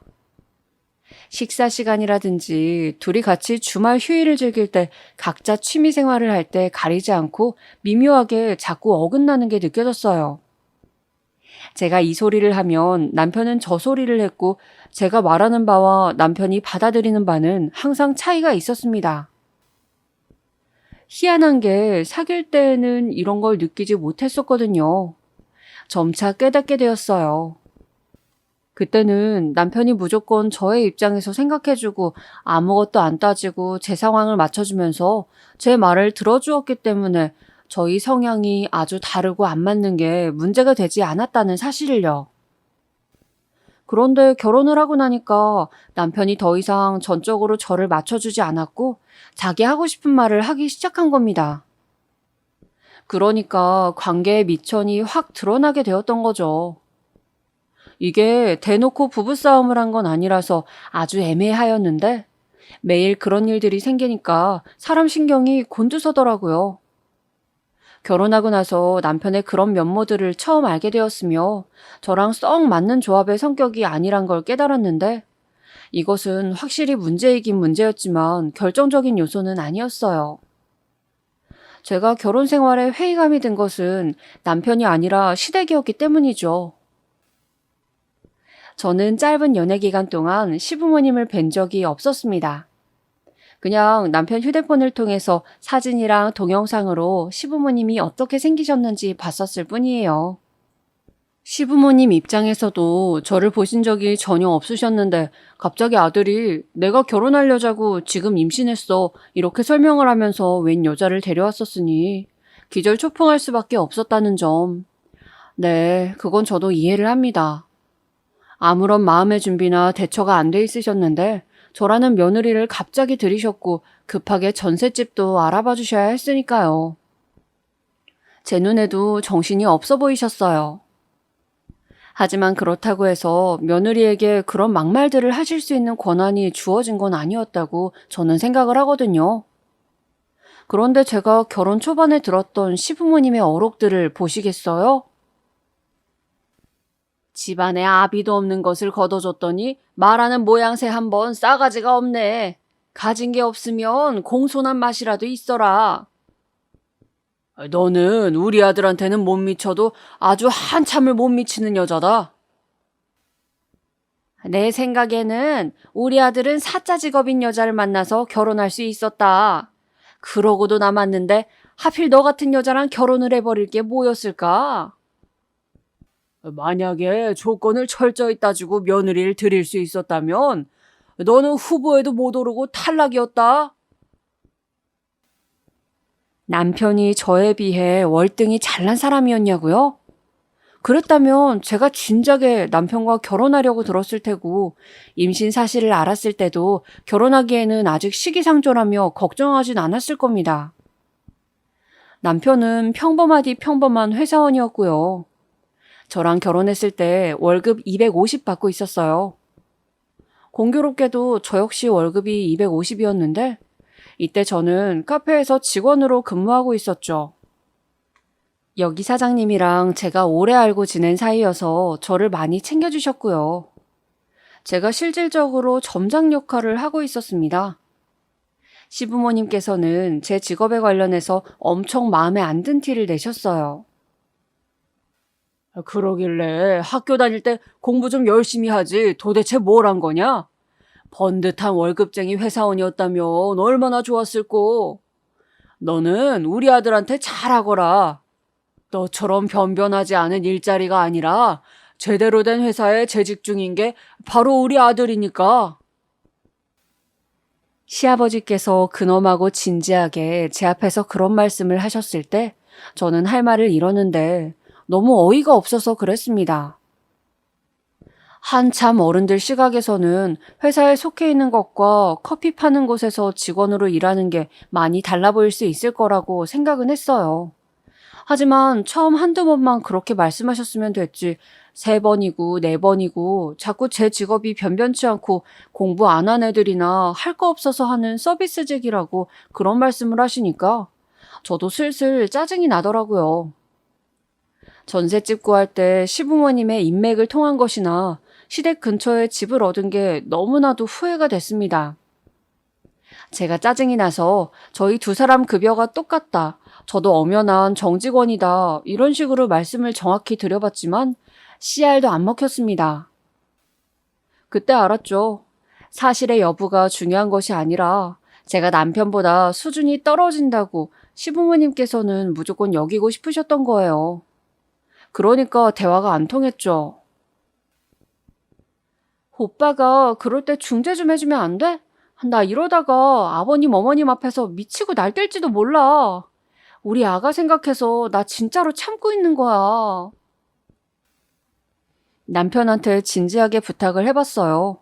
그랬더니 남편이 저보고 그냥 한 귀로 듣고 한 귀로 흘리면 안 되냐면서 되려 저한테 부탁을 해오더군요. 특별히 우리 아버지랑 엄마가 너한테 아기가 있어서 그러신 건 아니고 원래 말투라든지 행동하시는 게 투박한 편이야. 너 싫어해서 그러시는 거 아니야. 그게 정말 아기가 없는 발언들이었다고요? 2번 투박했다가는 사람도 치겠던데요? 저는 이를 갈면서 그냥 인내하였습니다. 똥이 더러워서 피하지 무서워서 피하는 건 아니라는 말을 곱씹으면서 말이죠. 게다가 남편놈이 하등 이 문제에 있어선 도움이 안 되겠다는 판단이 선 후였습니다. 부부 사이에서도 미묘하게 어긋나는 지점들이 자꾸 발생해서 화딱지가 자주 났었는데 여기에 시부모님의 아나무인 막말까지 얹어지니까 저는 정말 환장할 지경이었죠. 그 상황에서도 저는 직장에 나가면 밝게 웃으며 고객들을 응대해야 했으니 죽을 맛이었습니다. 뱃속에 있는 우리 아기한테는 아무런 잘못도 없으니까 내가 참는다. 미운 생각을 하고 나쁜 마음을 먹으면 아가한테도 안 좋은 영향이 갈 테니까 최대한 긍정적으로 지내자. 좋은 게 좋은 거라는 생각으로 애써 참아왔는데 큰 사건 한 방이 예고도 없이 빵 터지더라고요. 제가 임신이 막달이라서 일도 쉬면서 예정일을 기다리고 있을 때였어요. 시어머니랑 무슨 대화를 하다가 저도 모르게 결혼한 뒤로 섭섭했던 점, 힘들었던 점을 조금 꺼내놓았거든요. 그런 제 말을 가만히 듣고 계시던 시어머니께서 문득 입을 열더니 하시는 말씀이 우리는 사실 네가 임신한 손주도 마음에 안 든다. 이것이었습니다. 저 정말 제가 잘못 들은 줄 알았어요. 진짜 이해가 안 가서 고개를 갸웃거리고 있으니까 시어머니께서 한숨을 쉬시면서 이러시더라고요. TV에서 혼수로 임신을 해왔다느니 임신 혼수라는 말을 떠들더만 나는 그게 그렇게나 천박하게 보이더라. 어쩜 몸가짐을 예사로 하였으면 결혼도 안 한 여자가 덜컥 임신을 한 것인지 네가 임신했다 그러면은 우리라고 무조건 손주 생길 테니까 좋네라고 해야 하는 거니? 그건 아니지. 사실은 기대하지도 않았던 손주의 소식이 별로 안 반가우시대요. 그 말씀을 듣고 나니까 정신이 멍해지면서 아무 생각도 안 들었습니다. 제가 이 집안에서 철저한 의리고 진정한 한 가족이 아니다라는 사실만큼은 분명하게 알겠더군요. 제 아이가 과연 이 집에서 정당한 구성원 대우나 받을 수 있을지 의심마저 되었어요. 예정일을 딱 일주일 앞두고 제가 오죽하면 멍한 얼굴로 남편에게 이혼 얘기를 꺼냈습니다. 너 미쳤어? 갑자기 왜 이래? 우울증이라도 온 거야? 이제 출산할 때가 오니까 저의 정신 상태가 살짝 이상해진 것 같다면서 남편은 저를 병자 취급하였습니다. 제가 코웃음을 치면서 그랬죠. 그래, 미쳤다. 시댁 때문에 우울증 걸리게 생긴 며느리, 그게 바로 나야. 오빠가 지금 선택해. 나랑 아기를 고르든가 자기 부모를 고르든가 한쪽만 선택하라고. 한쪽만 선택하라는 게 그게 말이나 돼? 너 지금 네가 무슨 소리를 하는 건 줄은 알아? 잘 알아. 나는 오빠가 아버님 어머님하고 왕래 안 끊으면 이혼할 거야. 그러니까 양자택일해. 혼란스러워하는 남편에게 시부모님의 막말들을 아주 일목요연하게 정리해서 전달을 해주었습니다. 특히나 시어머니께서 당신의 곧 태어날 손주를 달가워하지 않으신다는 대목을 강조해서 말이죠. 자기는 절대로 불효자가 될 수 없다면서 길길이 날뛰던 남편. 이틀간 저랑 말도 안 했어요. 그런데 저는 출산 직전이었고 제가 워낙 확고하니까 자기도 마음을 돌리더라고요. 앞으로 시부모님하고 저랑 부딪히는 일은 일절 없을 거라고 저한테 약속하였습니다. 무사히 아들을 낳았고 저의 곁에는 남편과 친정엄마는 있었으나 시부모님은 안 계셨습니다. 제가 보고 싶지 않다고 했거든요. 남편은 어쩔 수 없이 자기 부모를 안 불렀죠. 우리 딸, 그동안 무슨 일들이 있었던 거야, 어? 제가 심상치 않은 지난 수개월의 결혼 생활을 보냈음을 직감하신 친정엄마가 너무 걱정하시길래 저는 일부러 일화들을 축소해서 말씀드렸습니다. 하늘나라로 여행 간 네 아빠가 지금 있었더라면 누구보다 손자의 탄생을 기뻐했을 텐데 우리 딸 장하고 기특하다면서 너한테 좋은 말을 많이 해줬을 양반인데. 그렇게 눈물 짓는 친정엄마 앞에서 차마 고지고대로 모든 이야기들을 밝힐 수는 없었어요. 혼전 임신으로 갑자기 결혼하게 된 것만으로도 저는 늘 죄인이 된 것 같았거든요. 가뜩이나 마음의 짐을 지고 있는 상태에서 남편과 썩 화목하지 않다는 사실과 시부모님으로부터 온갖 괄시를 받아왔다는 걸 도저히 밝힐 수가 없었던 겁니다. 시부모님께서는 막무가내로 저를 찾아오셨다가 발길을 돌리셨어요. 그래도 멀찍이 신생아실 너머의 유리창에서 저희 아기는 보고 가셨더라고요. 제가 이 사실을 어떻게 알았겠나요? 당연히 남편이 저한테 다 떠들어서 알게 되었죠. 우리 아버지랑 엄마가 애처롭지도 않냐? 출산한 며느리를 축하해주러 오셨다가 그대로 가버리셔야 했잖아. 네가 안 만나줘서. 나는 안 불렀는데 내가 왜 멋대로 찾아오신 불청객분들을 만나줬어야 해? 불청객이라니? 너 보러 오신 분들한테 그런 말은 진짜 실례 아니냐? 며느리를 보러 온 게 아니라 손자를 보러 오신 거겠지. 그리고 왜 오빠 마음대로 여기 주소를 알려드렸어? 난 동의한 적 없는데. 왕래 끊겠다고 분명히 약속한 거 아니었어? 왜 사람이 벌써 한 입으로 두 말 하려고 들어? 너는 애 낳은 지 얼마 안 된 애가 기운도 좋다. 벌써 이렇게 바락바락 할 말 다 하면서 대드냐? 그렇게 남편이 말하는 순간에 솔직히 그 면상을 쳐다보기도 싫었습니다.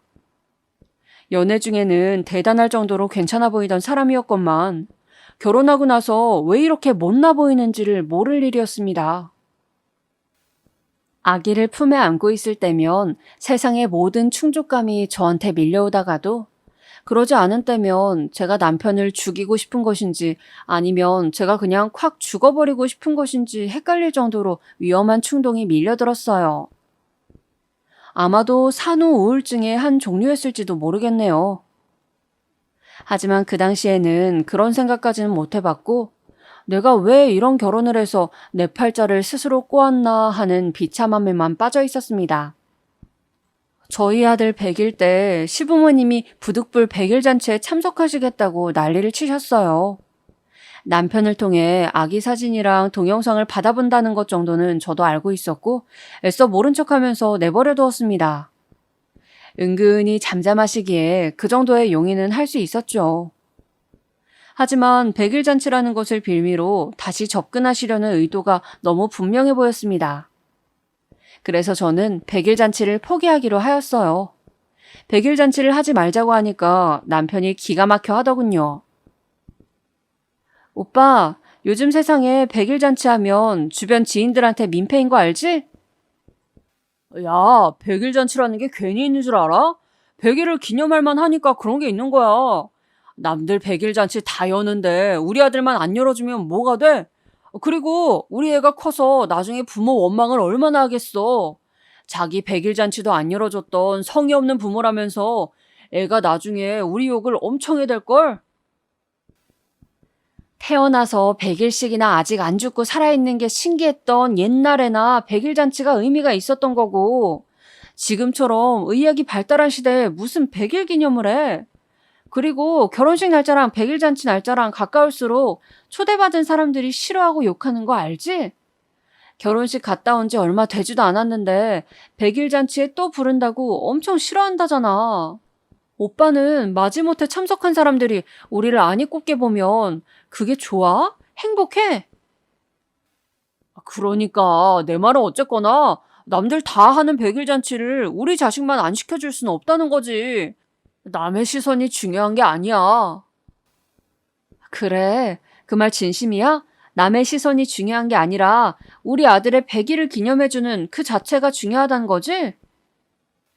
당연하지. 뭐가 됐든 나는 우리 아들한테 100일 잔치 사진을 남겨줘야겠으니까 무조건 100일 잔치를 안 한다는 선택지는 나한테 없어. 알았어. 나도 오빠 의견을 따를게. 그러니까 100일 잔치는 작은 스튜디오를 대여해서 거기서 사진도 찍고 잔치도 열고 그러자. 규모도 아담하면서 갖출 거 다 있고 전문 사진가가 있으니까 사진도 기똥차게 뽑고. 어쨌든 100일 기념은 하는 거고 그럼 딱이네. 제 말을 듣고 난 남편의 표정은 혼란스러움으로 가득 차 있었습니다. 그러더니 저에게 하고 싶은 말이 있는 듯 많은 듯 애매하게 굴면서 한숨을 푹푹 내쉬더라고요. 저는 굳이 일부러 왜 무슨 일 있어? 이렇게 묻지 않았습니다. 물어봐야 남편으로 하여금 발언권만 주는 짓이었으니까요. 못마땅한 기색으로 입을 다물었던 남편은 다음 날에 저에게 다가와서 이실직고를 하였습니다. 사실 100일 잔치 하려고 예약한 곳이 있어서 그랬어. 뭐? 오빠, 나한테 단 한마디의 상의도 없이 어쩜 그럴 수가 있어? 결혼 직후부터 느꼈던 남편과의 불협화음이 이런 곳에서도 발생을 하는구나 싶었어요. 그런 생각으로 제가 답답해하고 있는데 이윽고 남편이 충격적인 전말을 밝혀오는 게 아니겠어요? 취소하려면 위약금이 있어서 아깝기도 하고 그래서 그냥 그 예약한 곳에서 100일 잔치를 열었으면 해. 거기가 어디길래 혹시 100일 잔치 같은 걸 전문으로 예약받은 대형 공간은 아니겠지? 아니, 맞아. 그런데요. 사진 보니까 넓더라. 자리도 많고. 아, 오빠. 적나라한 얘기지만 우리가 100일 잔치 열어봤자 그 자리 다 못 채워. 그만큼 올 사람도 없는데 도대체 그런 과한 결정은 왜 내린 거야? 거기 얼마 주고 예약했어? 위약금이 얼마가 나오든 그거 무는 게 차라리 이득이지.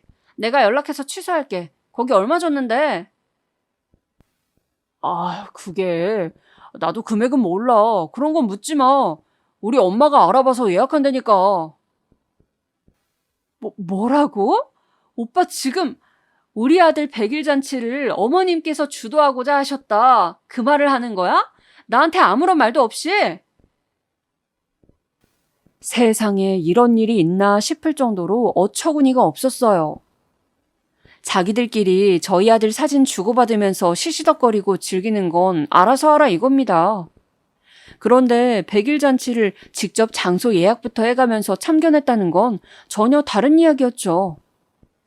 어쩐지 부득불 저희 아들의 100일 잔치에는 꼭 참석하고 싶다면서 남편을 통해 강력한 의사를 표명하셨을 때부터 시부모님 쪽이 수상하다고는 생각을 했었습니다.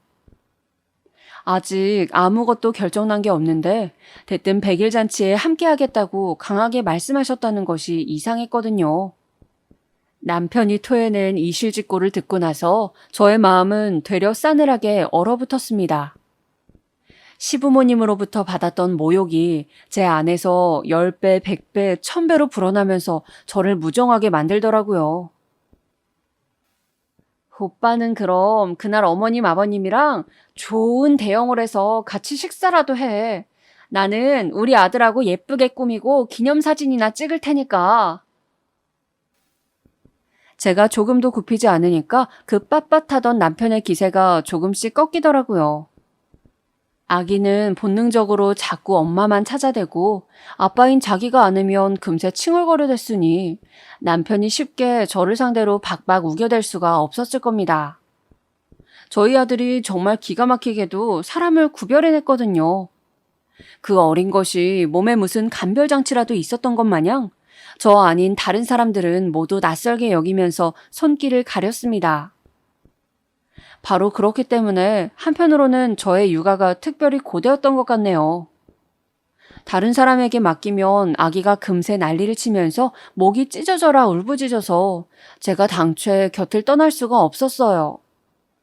돌을 지나면서부터 이 현상은 축소가 되었지만 아기가 지독한 엄마 바라기라서 그 엄마인 저는 체력이 남아나질 않았습니다. 저의 자유시간도 한정적이었고요. 어쨌든 간에 이런 아기를 손자로 두신 시부모님께서는 어떻게든 접선을 해오시려고 하였으나 저도 최선을 다해서 차단을 해냈습니다. 결국 100일 잔치는 제가 말했던 대로 간촐하게 진행이 되었어요. 그 후로도 남편과의 사이에서 크고 작은 일들이 있었고 명절 때 특히 서로 날을 세우면서 싸워댔는데 정말로 저희 두 사람 사이에 아이가 없었다면 진작 이혼하고도 남았을 정도였습니다. 그리고 시간이 흘러서 저희 아들의 돌잔치 때였죠. 지독하게 시댁 식구들을 피해왔던 저였지만 돌잔치 때 그 견고했던 성벽이 잠시 허물어졌습니다. 100일 잔치보다 훨씬 중요하였으니 어느 정도 규모를 갖춰서 기념하는 것에 저도 뜻이 맞춰졌고요. 자연스레 시부모님의 참석 여부가 화두에 올랐습니다. 그동안은 명절에 잠깐 통화 한 번씩 한 게 다였거든요. 시부모님께서 손자의 돌잔치에 참석 못하는 건 말이 안 된다고 거듭 주장하셔서 그때는 제가 져드렸습니다. 무엇보다 저희 친정엄마가 시부모님을 그만 배척하고 돌잔치 같은 큰 날에는 당연히 오시도록 해야 한다고 저를 자꾸 설득하셨기 때문이었어요. 과연 어떤 사건이 벌어질지 그날 내내 긴장하고 있었는데 예상외로 아무 일도 없었습니다. 시부모님께서는 저희 아들에게만 집중하셨고 저한테는 별로 신경도 안 쓰시더라고요.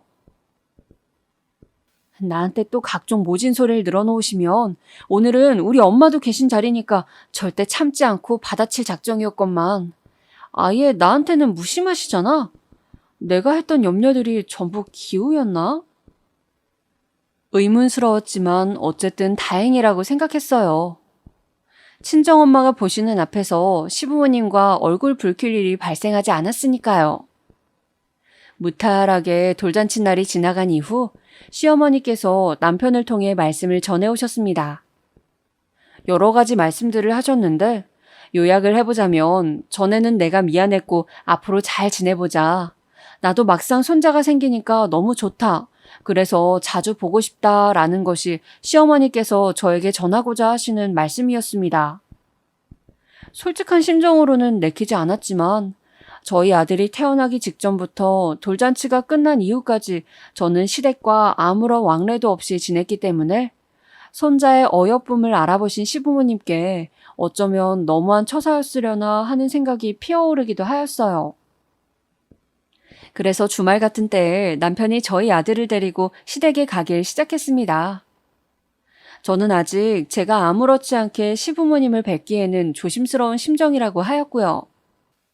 그래, 시간이 좀 지나면 너도 자연스럽게 우리 아버지랑 엄마랑 어울리게 될 거야. 남편은 이런 태평한 소리나 해댔습니다. 하여간에 저랑 똑같은 주제를 두고 생각이란 걸 할 때 의견이나 사상이 일치한 적이 없었다니까요. 남편이 저희 아들을 데리고 시댁에 다녔는데 돌이 되기 전보다야 나았지만 낯선 환경을 굉장히 가리는 아기였거든요. 자기 엄마 품을 떠나면 큰일 나는 줄 알고 바로 눈물 글썽거리는 게 저희 아들이었기 때문에 자기 아빠 품에 안겨서 시댁까지 가는 건 여차저차 해도 시부모님 품에 있다 보면 금세 울음을 터뜨렸대요. 저는 너무 어린 아기들은 지능이나 인지 능력 같은 게 아직 생성이 안 되었을 거라고 믿었던 사람인데 제가 직접 아기를 낳아보니까 그게 아니란 걸 깨달았습니다. 비록 커가면서 아주 아기 시절의 기억은 잊어버리지만 아기 때 지니고 있는 본능이나 상황 감지 능력 같은 건 분명히 있습니다. 그러니까 시부모님이 애를 보면서 고생하셨죠. 이상하다. 이쯤 달래면 아기가 친정을 해야 하는데 얘는 왜 자꾸 주위를 살피는 듯이 눈알을 굴리면서 울어대지? 시어머니께서 저희 아들을 달랠 때면 항상 저런 의문을 품으셨다네요. 저희 아들이 20개월 되었을 때부터 제가 시댁에 드나들기 시작했습니다. 별로 원하지 않았지만 상황들이 그렇게 흘러가 버렸네요. 저는 슬슬 다시 사회생활을 하고 싶은 마음이 강하였고, 그러려면 어린 아들을 봐줄 인력이 필요했습니다.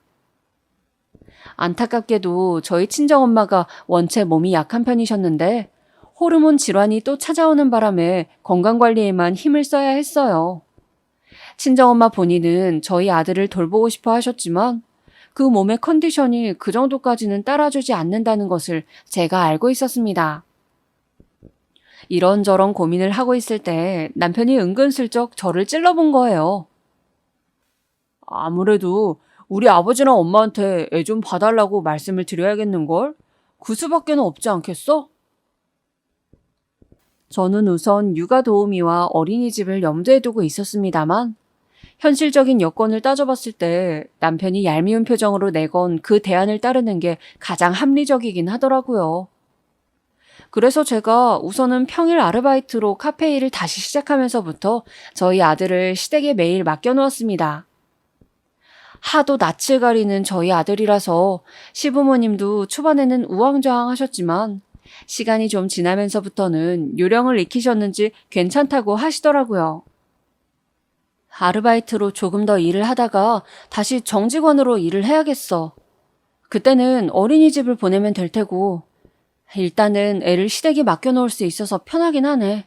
아니었으면 더 신경 쓸 거리가 많았을 텐데 이러다가 앞으로 계속 시부모님하고 점점 더 잘 지내게 되는 거 아닌가 몰라. 저는 제 뱃속에 있는 생명이 반갑지 않다고 하셨던 시어머니의 예전 발언을 내내 속에 담아두고 있었기 때문에 아직 완벽히 경계태세를 풀지는 못하였으나 시간이 흐르고 상황이 변모하면서 시부모님에게 점차 마음이 너그러워지고 있었어요. 아이를 낳고 키우면서 남편하고는 여전히 우리는 안 맞는구나를 체감하고 있었지만 그냥 부부로서 함께 이 세상에 생명을 내보낸 동지로서 그냥 책임감 하나로 이악 물고 버텨왔습니다. 이것 또한 세월이 많이 흐르면 부부로서 안 맞는 점들도 서로가 무뎌지겠거니 하는 기대감이 생겨났어요. 아이가 태어난 이후로 점차 모든 게 바로잡혀진 느낌이야. 앞으로 더 괜찮은 모양새를 갖춘 가족으로 성장할 수 있게 나도 노력을 해봐야겠다. 저는 이런 생각을 가지고 하루하루를 주어진 시간 안에서 열심히 살고 있었습니다. 하지만 다시 회복할 수 없는 균열, 그것이 시작되고 있었을 줄은 차마 꿈에서조차 알지 못했습니다. 우선 저희 친정엄마의 건강이 더욱 악화되면서부터 그 균열이 드러났던 것 같아요. 호르몬 질환 때문에 고생하고 있던 친정엄마는 정기적으로 병원을 다니시다가 갑상선 암에 걸리셨음을 알게 되었어요. 그래도 암 중에서는 덜 심각한 암이었고 병원 측에서도 너무 걱정하지 말라고 말을 해주었기에 다행이었지만요. 제가 이때 충격을 받았고 서러웠던 것이 바로 남편의 반응이었습니다. 야, 그런 건 솔직히 암도 아니야. 진짜 암 환자한테 가서 갑상선 암 초기라고 하면 어떨 것 같냐? 죄다 부럽다고 할걸. 사람이 말을 저딴 식으로 해도 되는 건가요? 생판 남의 일이라도 저렇게까지 함부로는 말을 못할 것 같은데 어떻게 자기 장모의 병환 앞에서 말을 천박하게 할 수가 있는지 저의 상식으로는 이해가 안 갔습니다. 우라통이 막 치밀어 오르는데 편찮으신 친정엄마에게 안 좋은 소식들을 접하게 해드리기 싫어서 그냥 제가 참았습니다.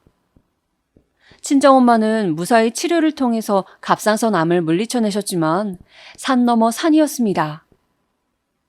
원인 모를 아랫배의 작은 통증이 갑상선 암을 이겨내느라 후유증으로 그런 것이겠거니 친정엄마는 처음에 그리 치부하여 넘겼지만 그게 알고 봤더니 자궁 쪽에 심각한 질환으로 밝혀진 거예요. 아유, 왜 자꾸 몸이 고장나는 줄 모르겠다. 내가 더 살 팔자가 아닌데 억지로 살고 있어서 나에게 자꾸 건강 이상이 생기는 건 아닐까 그런 생각만 들고. 우리 딸에게 힘겨운 짐을 안겨주는 것 같아서 이 엄마는 마음이 편하지가 않아. 너무너무 미안해. 저는 어쩔 수 없이 계속 친정엄마의 곁에 착 붙어 있어야만 했었고 다시 정직원으로 일해보겠다는 저의 꿈은 무기한으로 미뤄진 뒤였습니다. 아르바이트마저 줄여서 했다가 근무 시간 조절이 힘들어서 그건 역시도 그만두었고요. 친정엄마의 옆에 저 말고는 아무도 없었으니 제가 무조건 곁에서 보호자 역할을 해야 했기 때문입니다.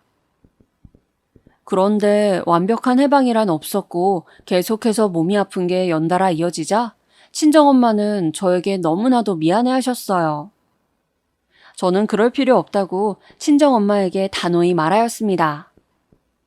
저에게는 아무런 문제도 거리낄 것도 없으니까 친정엄마의 건강 회복에만 전념하면 된다고 하였죠. 그러나 자신만만하게 친정엄마를 향해 말씀드렸던 것과는 달리 저의 상황은 그렇게 좋지가 않았습니다. 제가 친정엄마에게 계속해서 매달려 있다 보니까 어린 아들을 돌보는 일도 집안일도 밖에 나가서 경제생활을 하는 것도 전부 다 하지 못했거든요. 이런 저의 상황을 이해해주고 힘든 때일수록 함께 헤쳐나가는 가족의 모습이었다면 이상적이었겠지만 안타깝게도 현실은 그러지 못하였네요. 우선 시부모님이요. 제가 냉정하게 선을 긋고 저희 아들을 안 보여드리려고 했었을 땐 저한테 연락조차 못하시고 멀리 뱅뱅 돌면서 전전긍긍 하셨던 것 같은데 그 조심스러웠던 모습들은 다 가짜이고 연기였나 봅니다. 저희 친정엄마가 계속 편찮으시자 본색을 드러내시더라고요. 혹시 우리 귀한 손자가 나쁜 유전자를 물려받은 건 아니겠지? 체질이며 수명까지 유전이 강하다던데. 자기 외할아버지도 그렇게 일찍 떠났고 이제는 외할머니가 밑도 끝도 없이 아프다 그러지. 우리 손자가 그런 자기 외조부모를 닮아선 안 될 텐데. 외탁했으면 정말 큰일이야. 무조건 친탁해서 우리 집안을 닮아야 돼. 그럼 당연하지. 나쁜 유전자를 받으면 인생이 힘들어지는 것은 불보듯 뻔한 일인 것을. 우리 쪽을 닮아서 애가 건강하고 똘똘하게 자라나야 할 텐데 걱정이 커. 시부모님께서는 저런 대화도 즐거운 만담이랍시고 나누셨습니다. 그러시면서 저희 어린 아들을 붙잡고 엄마 닮으면 안 돼, 알았지? 착하니까 말을 잘 들을 거지? 엄마 닮으면 안 된다. 이렇게 말씀도 하시더군요. 사람 앉혀놓고 바보를 만드는 것도 모자라서 너무 큰 모욕을 당한 기분에 저는 두 말 않고 그냥 저희 아들을 안아든 뒤 시댁을 빠져나왔습니다. 아니, 너는 우리가 아예 없는 논리를 지어낸 것도 아닌데 뭘 그렇게 기분 나빠하면서 자리를 뜨는 거니? 편하게 가족끼리 그런 농담도 못해. 집을 나서는 저에게 시어머니께서 그렇게 외치셨지만 저는 무시하였습니다. 그리고 남편에게 시부모님이 보이신 작태를 다 설명하였어요. 그랬더니 남편이 한숨을 푹 내쉬면서 피곤하다고 하더라고요. 뭐가 피곤한데? 지금 내가 이렇게 떠들어대는 거? 아니면 아버님, 어머님이 한결같이 그렇게 구시는 거? 어느 쪽이 피곤한지 어디 한번 정확히 말 좀 해봐. 지금 너의 이런 태도 자체가 나를 피곤하게 만들어. 나는 네가 장모님 간호하느라 지금 벌써 몇 달째 그쪽에만 매달려 있어도 불만 한번 찍소리 안 뱉었거든. 그런데 너는 뭐가 금방 이렇게 불만이야? 오빠, 그게 비교 가능한 거라고 나한테 지금 말을 하는 거야? 우리 엄마가 계속 편찮으시니까 병원 치료를 받아야 하니까 내가 거기에 붙어 있는 게 당연하잖아.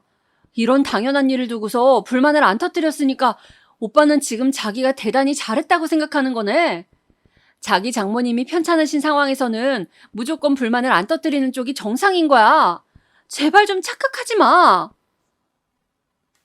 그럼 너는 지금 불만 터뜨리는 게 정상이고 그게 맞는 거고? 우리 아버지랑 엄마가 원래 말씀을 좀 그렇게 하시는 분들이라고 내가 몇 번이나 말했잖아. 그런데 굳이 심각하게 받아들여서 네가 이렇게 행동하는 거 나로서는 이해 불가야. 오빠는 정말로 나랑 안 맞는다. 사고방식 자체가 오빠랑 나랑은 완전히 다른 사람이야. 그래 됐다. 무슨 말이 통하겠어. 말 나온 김에 내가 진짜로 너한테 불만이 있었던 거 한 가지만 얘기하자. 나는 원래 결혼하면 우리 부모님하고 더 잘 가까이 지내고픈 생각이 강했었어. 시부모님 모시고 사는 그런 며느리를 내가 얻어들이면 좋겠다는 생각을 하고 있었고. 그런데 너는 정반대의 인물일 뿐더러 자기 시부모님 앞에서 아나무인으로 구는 최악의 며느리야. 남편이 갑자기 자기 속마음에 있던 얘기를 꺼내드는데 듣고 나서 저는 배신감이 들었어요. 더 이상 이 인간에게 실망할 구석이란 추가로 남아있지 않다고 생각했건만 아니었더라고요. 결혼하고 나면 신혼만 잠깐 따로 즐기다가 시댁에 들어가서 함께 살 생각이었다고, 원래 계획은 그러했다고 남편이 밝혀왔습니다. 아이를 낳고 나면 시댁에서 시부모님과 함께 아름다운 공동 육아를 하는 모습을 그렸대요. 하지만 제가 출산 직전에 완전히 마음이 틀어져 버렸고 시부모님을 보고 싶지 않다고 선언하면서 남편의 몰래 세웠던 그 계획이 무산되었던 것입니다. 그래서 남편은 쭉 마음속으로 저에게 깊은 불만을 품어왔다고 했어요. 제가 자기 이상대로 움직여주지 않는 여자라서 크게 실망하였다는 말도 덧붙였습니다. 정말 결혼 생활을 이어나갈 의욕이 안 생긴다. 지금까지는 내가 아이도 낳았고 스스로의 경제력이 마땅하지 않기도 해서 그냥 버틴 것이었는데 최소한 아이가 초등학교에 들어갈 정도는 돼야 이혼을 하든 말든 그때 결정해야 한다고 생각을 해왔는데 내가 그때까지 버틸 수 있을까? 이혼한다 그러면 당장의 생활도 걱정이지만 약해진 우리 엄마가 충격받으실까 봐 그것도 걱정이고. 제 마음속이 여러모로 복잡하였습니다. 우스웠던 점은 남편은 저를 그렇게 마음에 안 들어하는 주제에 먼저 이혼 얘기를 꺼낼 생각은 조금도 없어 보였다는 것이죠. 이혼은 정신적으로 장애가 있는 사람들이나 하는 것이라고 그런 혼잣말을 TV를 보면서 하는 걸 제가 두어 번 보기도 했었고요. 정말 아들의 존재만 아니었다면 진작 전부 다 내려놨을 거란 확신이 들 정도로 저는 결혼 생활에 지쳐 있었지만 무너져 내릴 수 없었던 것은 친정엄마가 계셨기 때문입니다. 친정아빠에 이어서 엄마마저 잃을 수는 없다는 일념이 저를 붙들었어요.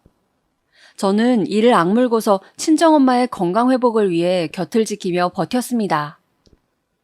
저를 두고 시부모님과 남편이 돈도 안 벌고 집안일도 소홀하고 자기 애도 내팽개치고 자기 엄마만 중한 줄 아는 미친년이라고 욕을 하는 것을 뻔히 알고 있었지만 애써 모른 척하면서 눈물을 삼켰습니다. 그리고 그런 저의 희생과 정성이 통한 덕인지 엄마는 무사히 수술을 끝낸 후 전보다 많은 건강의 회복을 이뤄냈습니다. 약간의 우울증을 앓으셨는데 상담을 다니면서 점차 컨디션도 좋아지셨고요. 친정엄마가 다시 일상으로 편안히 돌아가신 후에야 저는 제 일상으로 돌아와 일자리를 구했습니다. 이상적인 생활 리듬을 유지하며 살고 싶었기 때문에 바로 일부터 시작했죠. 내가 한 달에 100만 원이라도 벌어야 아쉬운 소리를 하지 않고 살 수 있어. 저는 꽤 오래 친정엄마를 간호하면서 느꼈던 게 돈이 없는 쪽, 그리고 돈을 안 버는 쪽이 약자라는 것이었습니다. 슬프게도 그렇더라고요. 남편에게 용돈 좀 달라면서 아쉬운 소리를 해야 할 때 너무 제 자신이 초라했거든요. 그럴 때마다 거들먹거리면서 꼴랑 10만 원, 20만 원 이렇게 줬던 남편의 태도도 저를 뒤집어 놨었고요. 아무튼 다시금 어떻게든 가정이란 울타리 안에서 생활을 해보려 하였으나 친정엄마가 건강을 회복하신 후 처음 맞는 명절이었던 추석 연휴에 사건이 터졌습니다. 추석 당일 전날에 남편이랑 아이랑 친정에 먼저 들렀어요. 친정엄마가 저희에게 하시는 말씀이 친정아빠가 잠든 곳에 찾아가서 함께 성묘를 하였으면 좋겠다는 것이었어요. 저는 그것까진 생각도 못하고 있었던 터라 듣고 보니까 너무 괜찮더라고요. 그래서 피곤하다고 작은 방에 들어가서는 남편을 찾았습니다. 오빠, 일어나봐. 우리 아빠 산소 어디에 있는지 오빠도 알지? 여기서 차로 1시간 안으로 가잖아. 거기에 성묘를 가봤으면 해서. 뭐, 성묘? 장인어른의 산소에 성묘를 가자고? 왜 그렇게 놀라? 내가 못할 말이라도 했어? 장인어른이 옛날 옛적에 돌아가신 것도 아닌데 무슨 성묘야? 나는 진짜 뒤진 사람들을 왜 챙기는지 이해가 안 간다니까? 제가 너무 어처구니가 없어서 고개를 돌렸는데 앞불싸 열린 문틈 사이로 방문 앞에 서 있는 친정엄마가 보였습니다. 놀란 제가 얼른 나가보았죠. 그런데 친정엄마가 어색하게 웃으시면서 성묘 안 가도 된다고 생각해보니까 무리인 일정이었다면서 그냥 가지 말자고 하시는 거예요. 그 모습에 너무 속상해서 저라도 갈 거라고 우겨보았지만 친정엄마는 단호하셨습니다. 절대 이번에는 성묘를 안 가시겠대요. 그 고집을 꺾지 못하고 친정집을 나서야만 했어요. 그런데 추석 당일이었습니다. 시댁에 들어서자마자 음식 준비를 하는 풍경이 보이더라고요. 저는 애써 그쪽을 무시하고자 했는데 잠시 후 시어머니의 지령을 받고 온 남편이 저한테 한다는 말이 가관이었습니다. 야, 가서 너도 음식하는 거 얼른 거들어. 무슨 음식을 만든다는 거야? 지금이 식사 때가 다가오는 것도 아닌데. 무슨 음식이기는 몰라서 묻냐? 성묘 음식이지. 제가 그 소리를 듣자마자 머리 꼭지가 돌아서 자리에서 벌떡 일어나 남편에게 외쳤습니다. 뒤진 사람들이 입도 없고 몸도 없는데 무슨 음식을 먹는다는 거야? 내가 왜 뒤진 사람들 음식을 준비해야 돼? 제가 큰 목소리로 내질렀더니 남편뿐만 아니라 시댁 식구들이 그 소리를 다 들었습니다. 모두가 화들짝 놀라서 저를 쳐다보고 있었어요. 저는 아이만 데리고 시댁을 나섰습니다. 남편이 바로 따라 나오더군요. 제 팔을 남편이 잡자마자 저는 등을 돌려서 남편의 뺨을 한 대 후려쳤습니다. 더 이상 어떤 말도 하기 싫어. 당장 이혼해. 너랑 더 살다간 나도 미쳐버릴 것 같으니까. 저는 이혼을 선언하였습니다. 그 후로 남편이 저의 마음을 돌리려고 뒤늦게 가식적인 연기를 선보였지만 저는 넘어가지 않았죠. 이혼을 안 해주겠다고 그러길래 제가 소송 걸겠다고 했습니다. 남편의 주변 사람들에게도 이혼 소송이 걸린 사실을 다 알려주겠다고 했더니 표정이 불안으로 떨리더군요. 과정이 추잡스럽긴 했지만 어찌됐든 이혼을 하였고 아이는 엄마인 제가 데려올 수 있었습니다. 완전히 건강해지신 친정엄마가 아이를 보는데 큰 도움을 주고 계시고요. 앞으로는 지난 과오를 답습하지 않도록 정신 차리고 살려고 저는 부단히 노력 중이에요.